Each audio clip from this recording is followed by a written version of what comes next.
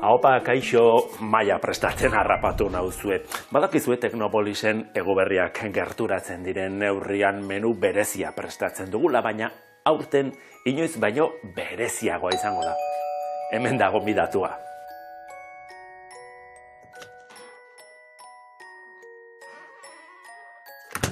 Hemendik mentxu, horixe da zure lekua. Eseri mesedez, badakizu zer prestatu dugun gaur afaltzeko. Sorpresa, pozoia. Itxura ona du, ez da? Gaur pozoiak hartu edan jan ez. Aietaz hitz egingo dugu, ez da? Ez da plantxarra, ez da? Ez, hori ez.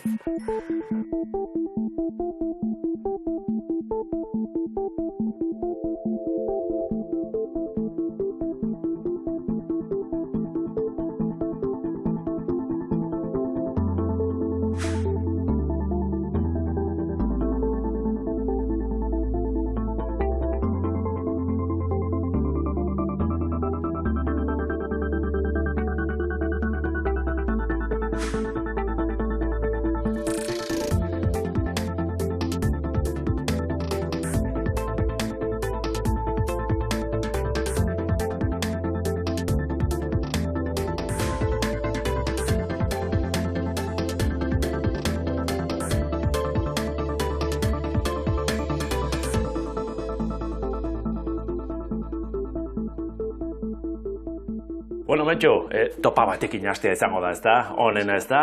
Hengo du topa, ez da pozoia, ez da? Sinetxe egin beharko didazu. Beharko, bai? Hau zentzure, hau zentzure.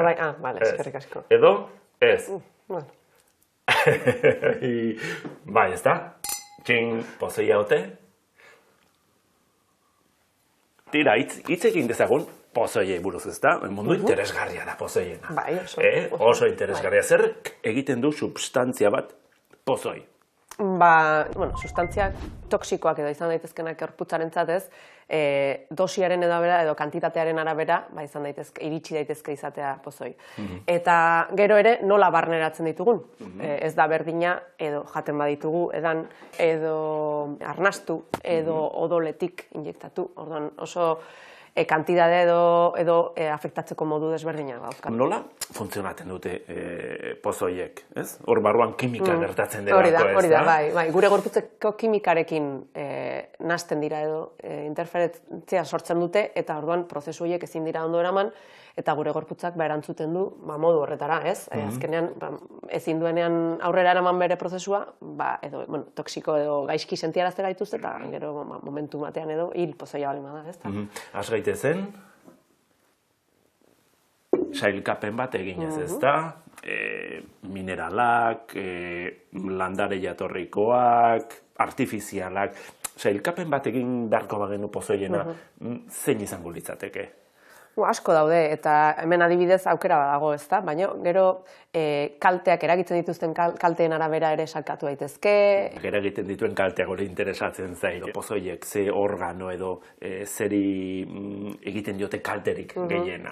Horrela, moro bat esan da, ez asko. Bai, pixka denetatik, baina bai egia da, agian bihotza edo arnasketa prozesuari, urruinari, nervio sistema, horiek izan daitezke pixka bat pozoinak zuzenean edo kalte egiten dioten organoak.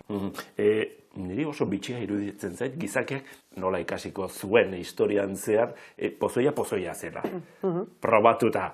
Behar bada, ez da? Probatu eta hau pozoia da. Bai, egia da pozoiak edo ez, esan bezala toksikoak direla, ez, kantidade txikiagoetan. Eta nik usteet askotan izango zirela, istripuak esan zagun, nahigabeak edo, ez, nahigabe egindakoak edo goseak eraginda, edo egarriak eraginda, zerbait probatu eta ondorio ez ustekoak. Hori da, edo landare edo jateko animali bat jaterakoan sortutako ondo eza, edo hori da, horren ondoren, norbaitek agian ondo eza baino gehiago, efekto askoz ere bortitzagoa jaso, ez, hil edo, eta orduan, horren atzetik zer dagoen, pixka bat. Hala ere, norbaitek ikusi zion, erabilgarritasuna edo erabilera praktiko bat, pozoiei, ez da? Bai. Asko erabili dira historian, politikan, helburu militarrak lortzeko, pasioa eta horrelako kontuetan mendekua, oso praktikoa da zenbaitentzat. Bai, eta nik uste dut bestela ere, hau da, nahi ez ditugun landareak ere azitzeko, ez da, herbizidak bezala edo pestizida bezala ere, ratoiekin edo nahi ez ditugun animaliekin erabiltzeko, orduan, egon dira pixka bat helburu desberdinak, ez? Baina horren arabera ere, sortu dira konposatuak hortarako bideratuak direnak. Eraginkorragoak. Hori da. Arrazoi politikoengatik pozoitze kasuek egunkariak bete dituzte azken urteotan. Kim Jong-nam korearretik hasita eta Alexei Navalny oposiziogile Rusiarreraino. Horrelako kasuek pozoi batzuk famatu bihurtu bituzte. Hala nola, Novichok nerbioagentea, neurotoxinak edo polonioa. Baina pozoiak aintzinatik erabili izan dira. Eta historiaren bilakaera aldatzen lagundu dute. Antzinako Grezian, Sokrates basa perrexila irestera kondenatu zuten. Uste da Lokustak Agripinaren pozoitzaile gogokoenak, perretxikoak edo artxenikoa erabili zuela Klaudio erailtzeko. Eta Alexandro Handiaren heriotza estrigninarekin lotzen da. Borgia familiak berriz kantarela erabiltzen zuen aurkariak hiltzeko.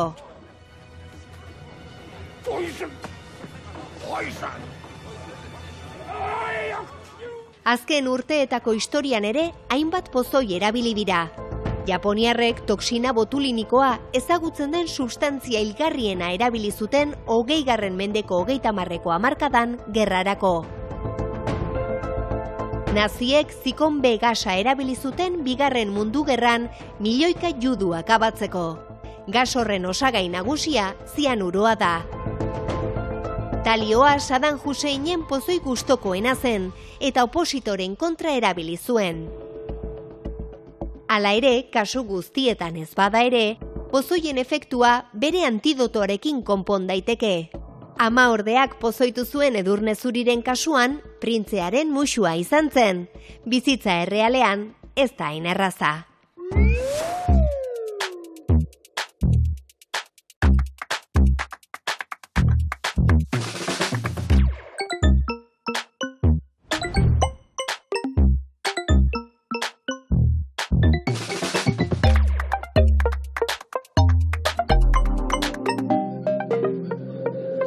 Nik ez dut pozoirik erabiltzeko asmorik, baina norbaitek, eta ez dut ideiarik eman nahi, baina erabili nahiko balitu nola erabiltzen dira pozoia. Bakoitzak bere modua dauka, ezta, batzuk hori. Esan komentatu dugun bezala, batzuk edan edo jan egiten dira, besteak odoletik, horiek igual zaienak dira, ezta. Zuzen antziztadaren bat. Hori da, eta beste batzuek arnastuta. Orduan, horren arabera, dosiak ere desberdinak dira, kimikoki nola diran, hobeto disolbatzen dira edo ez, gero ja garatu dira, ez, hobeto disolbatzeko eta hobeto, egon da garapen bat, ez da? Hala ere, pozoiak definizioz denak dira hilgarriak, edo batzuk kaltetxo bat baino ez duete egiten. Kaltetxoa bakarrik egiten badute, pentsatzen da hori toksikoak bezala, klasifikatuko direla. Baina pozoiek hil egiten dute, bezala ez dira pozoiek. Hori da, dosi hori behar, bai. Dosia da garrantzitsuen, ez da? Paracelso zen, esan zuena dosian dago pozoia izatea, edo ez izatea, ez da? Hor dago izpide luze bat, ez? Dosiaren inguruan.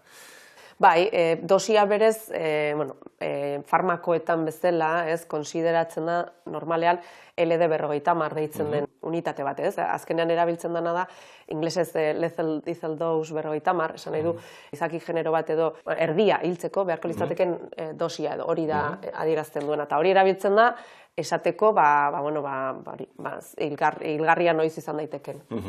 Eta hilkortasunaren topa egingo bagenu, nola izango litzateke sailkapena. Ez da, puntan zein izango genuke.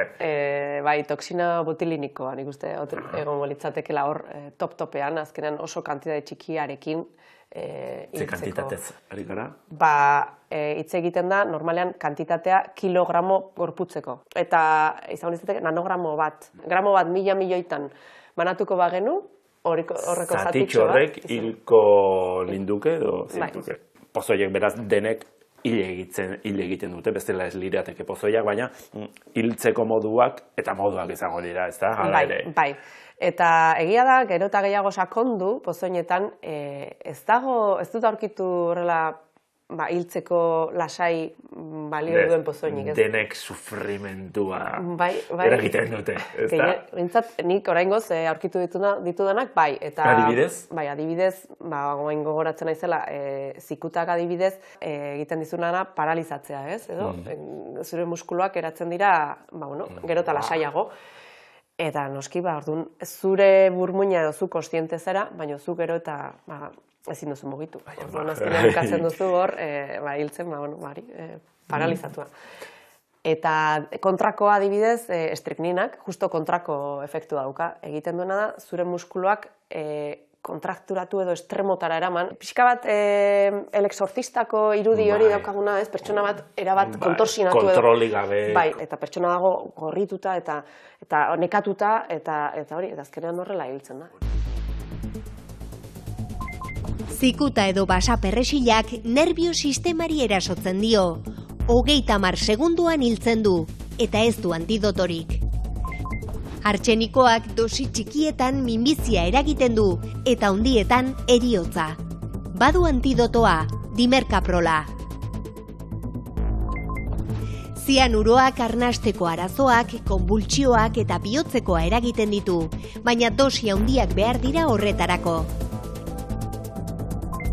Estrigninak uzkurdurak eragiten ditu, eta horiek bizkarra okertzen dute, ordu betean hiltzen du. Hala ere, zaila da ezakit espioia ez pasara, edo politikaria, edo borrelako pertsonai horietakoak tarteka irtetzen dira berrietan pozoindu dituztela, baina normalan gu pozoindu ez gu intoxikatu egitekara, ez da? Izan ere, gure inguruan, hainbat elikagai eta substantziek badute elementu toksikoak edo pozoia deituko dugu. Adibideak asko daude. Bai. Janari askotan, frutu askotan dago zianuroa. Sagarren hazietan. Hori da. Bai, baina azkenean jan beharko genituzke 200 gramo sagarrazi. Orduan hori sagar osoa jan.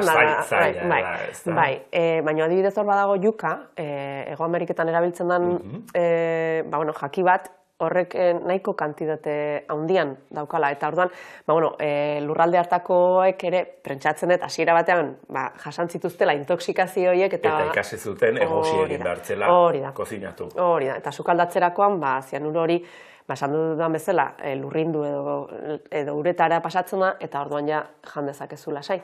Baina, kontuz zibili behar da, eta jakin behar duzu. Mentxu, perretxikoak gustatzen zaizkizu? Bai. Perretxikoak ditugu nik bildutakoak fideatzen bali mazara. Bai, noski.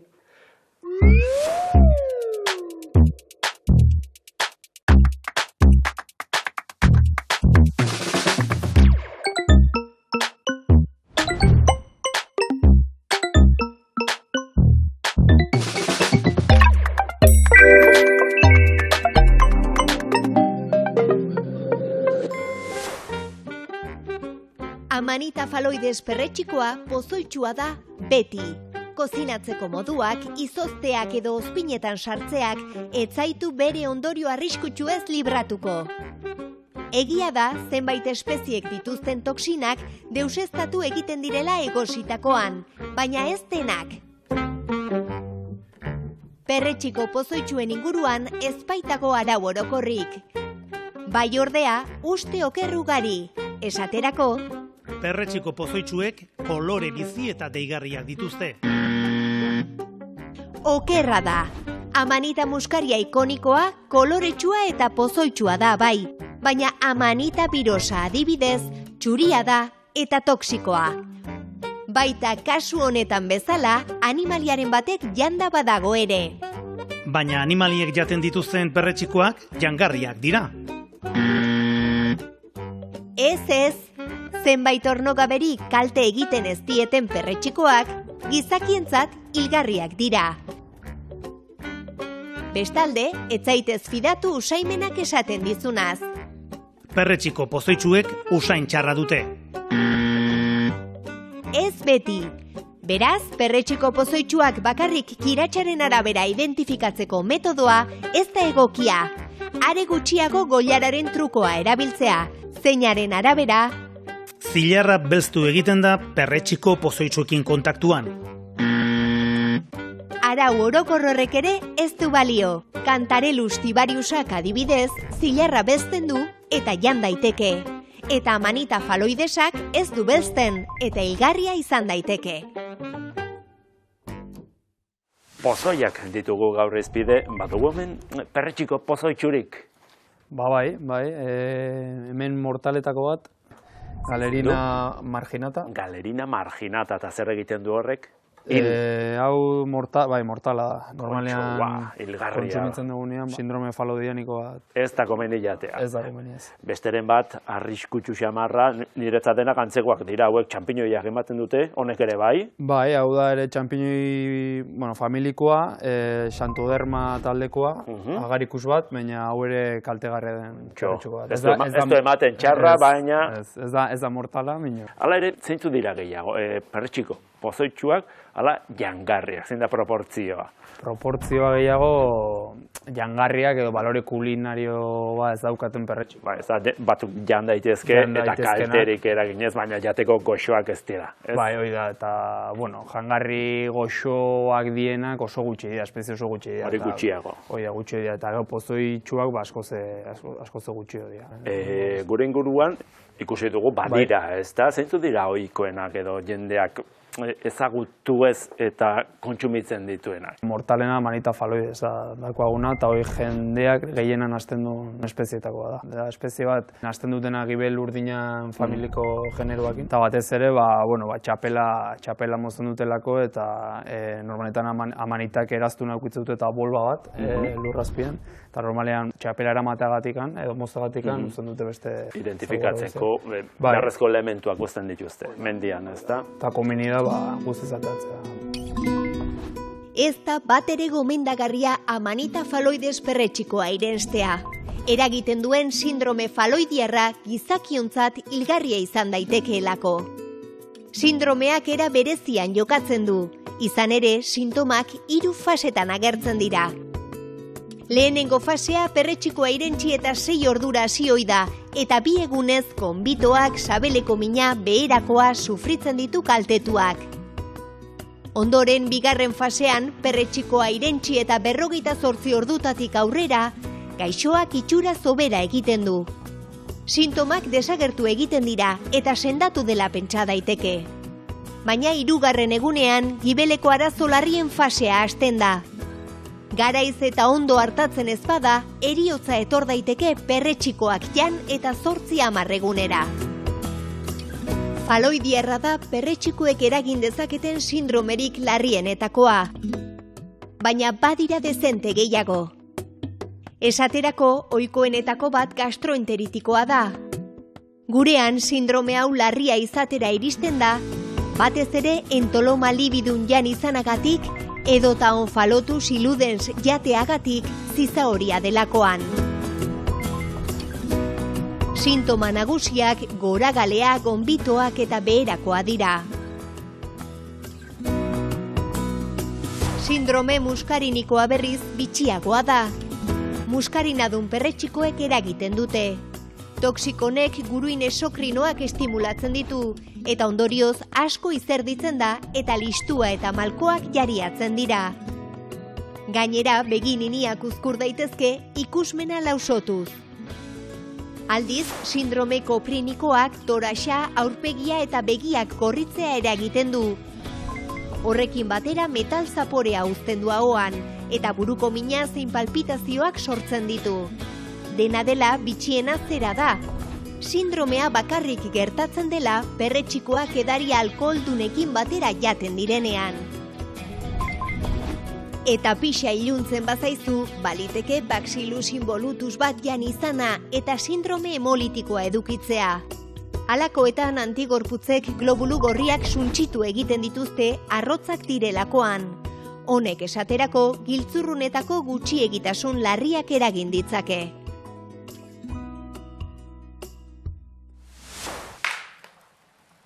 Afari arraro xamarra izaten ari da, ez? Barkatuko didazu, baina gutxinez postre ona ekarri dut. Bai, haze ondo. Ja. Pastelak gustuko dituzu? Bai, noski. Rasputinek ere gustuko zituen, ez da? Dirudi baietz. Bai. Eta bizitza salbatu zioten, spoiler egiten ari, ez kontatu mesedez. Bueno, Rasputinek, bazeuzkan horrarerio batzuk edo hil nahi zutenak, eta dirudi, tarta bat, eta ardoa, edo bidali zizkiotela, helara zizkioten, eta, tartak zianuroa omentzeukan, eta, bera jantzitun, eta etzan hil. Etzen zer gertatu. Bain, badirudi, lau hipotesi bezala ez, daudela hor, zer gertatu otezan, berak ez hiltzeko, ze tartan, badirudi, zianuro nahikoa zegoela. Orduan, bat izan daiteke, gastritis bat edo sufritzen zuelaren teoria izan daiteke, eta orduan, azido gutxiago, balin gaukaztu urdailean, azido zianidriko edo hori da azkenean hiltzen duena, ez dala inbeste bihurtzen. Orduan, agian kantitan denaikoa etzitzaren iritsi odolera.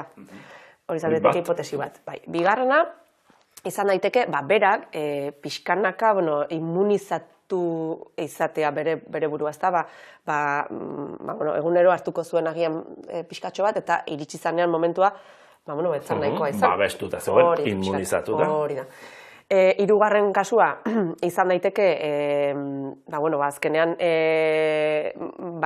azukreak edo ez, eta ardoak, etanolak, pixka babestu intzutela. Ez dago frogatuta azukrea berez antidoto izatea, baino badirudi, bai izan daitekela, kasu batzuetan edo artikulo zientifikoa badaude, babestu ezaketena pertsona bat. Eta laugarrena? Eta laugarrena gezurra izatea.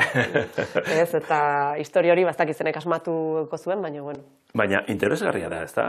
Kasu honetan pastelak eta ardo goxoak, ez, antidoto bezala funtzionatzen, ez da? Zer da antidoto bat? Bai, azkenean antidoto bat da pozoinari, bere eragineak edo, justo kontrakoak, ez, egiten dutenak, eta babesten zaituenak, azkenean ez zaituena hilarazten.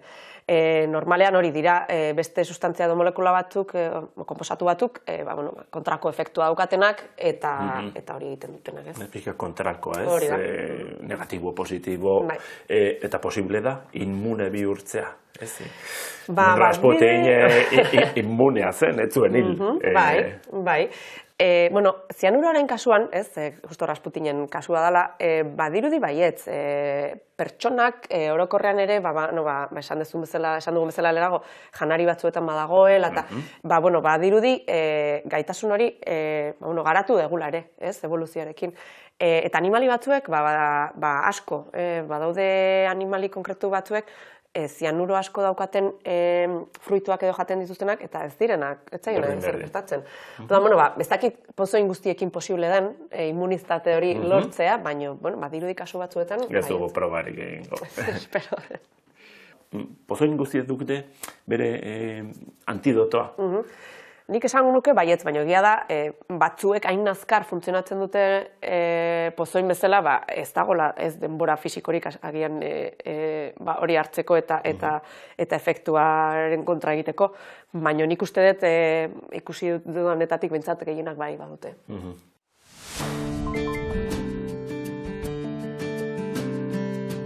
Arantzabiko Mikologia Departamentuko kideek onddo eta perretxikoen ikerketa zientifikoa egiten dute. Aleak bildu, aztertu eta artxibatzen dituzte. Helburua ezagutza sortu eta partekatzea da. Urteetako esperientziak eman dien jakituria oso baliagarria da esaterako osasun zerbitzuetako langileentzat. Ospitalera perretxikoak janda intoxikatuta iristen zaizkien pertsonek, zehazki zer irentsi duten ez dakitenean, beraiengana jotzen dute. Aurten adibidez, 5 aldiz deitu diete. zuei deitzen dizuete, ospitaletik intoxikazioak gertatzen direnean, pozoitzeak gertatzen direnean. Bai, normalean beti da kate gure kontaktua, eta egoten bada kasuren batola, zuzeinen egotzen geha gora. Mezkinan detektibe lan egiten duzu, ezta? Garrantzitsua da, zein espezie jandun ospitalera korrik aigo denak tratamendua edo sendabidea jartzeko, ezta? Bai, hori da, lehenik eta behin esaten jogu medikuai, tratatzeko pazientiai, lehenik eta behin ez da espeziaz jakin, eta normalean ikusten dugu sintomak noiz atea zaizkion pazientiai. Sintomek ere esango dizuetelako zein espezie janduen, ezta? Hori da, normalean hori begiratzegu asko, eta geho jartzen dugu perretxikoak edo gehatu dien arrastuak hartzen ditugu eta identifikatzen dugu. Mikroskopioan, esporak... Hori da, eta geho medikua izaten guz espezie den, eta normalean ja medikuak tratatzen jotea adibidez amanita faloidesen kasuan penicilina ematen zaie, erabat amatoxina horiek guztiz botatzeko eta gorputzetik botatzeko.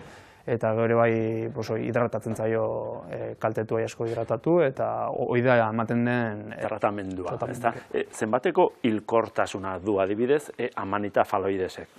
Tratamendua izan da ere. Bai, normalian 38 ordu baino lehenago hartzen bazaio, ikusten badugu amanita faloidese bat jandula, kaltetuak guzti sano salbatu egiten da, eta inungo sintomai gabe gorputzean eta bizitza normal bat egiten du. Eta normalean ale batekin, hau da perretxiko batekin, amanita faloidesen batekin ja posible dugu akatu dira.